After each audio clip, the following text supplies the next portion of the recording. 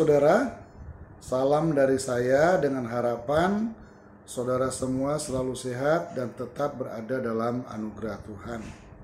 Kita bersyukur kita masih boleh menikmati sapaan Tuhan melalui program Resapi. Saya undang saudara membaca firman Tuhan melalui surat Ibrani pasal 2 ayat 1 sampai 4. Saudara, Alkitab mencatat bahwa ketersesatan sudah menjadi bahaya laten bagi manusia sejak Adam dan Hawa jatuh dalam dosa. Sesungguhnya tidak perlu kita harus berbelok sampai 45 derajat atau berbalik sampai 180 derajat untuk menjadi tersesat. Ketersesatan sudah terjadi cukup ketika kita menyimpang 0,01 derajat. Kalau kita mau pergi dari Surabaya ke Jayapura, pasti kita tidak akan tiba di Jayapura ketika pesawat yang kita tumpangi sudah menyimpang 0,01 derajat sejak lepas landas. Saudara, ketika kita menyimpang dari jalan Tuhan 0,01 derajat, maka semakin jauh kita berjalan, penyimpangan kita semakin besar. Sehingga pada akhirnya kita menjadi terhilang. Firman Tuhan dalam Ibrani pasal 2 ayat 1 berkata, "Karena itu harus lebih teliti kita memperhatikan apa yang telah kita dengar, supaya kita jangan hanyut terbawa arus." Penulis surat Ibrani memakai istilah hanyut sebagai pengganti istilah menyimpang. Bahasa Yunani yang dipakai untuk istilah hanyut adalah pararein. Istilah pararein biasanya dipakai untuk kapal yang terhanyut lepas dari tempat sau ditambatkan karena pelautnya lalai memperhitungkan daya angin, kekuatan arus, dan faktor-faktor lain. Sehingga kapal itu menabrak tanggul pelabuhan.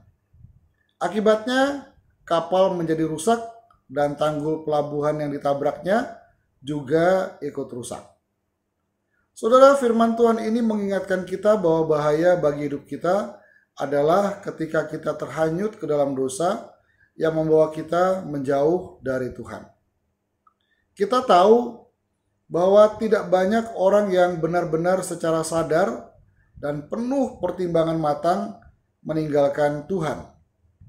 Tetapi sangat banyak orang yang perlahan-lahan semakin jauh dari Tuhan bukan karena sengaja, melainkan tanpa disadari melibatkan diri dalam suatu keadaan yang berbahaya, walaupun itu nampaknya biasa-biasa saja. Lalu tiba-tiba ia terbangun dan mendapati bahwa hidupnya sudah hancur berantakan dan menimbulkan dampak yang merusak bagi sekitarnya.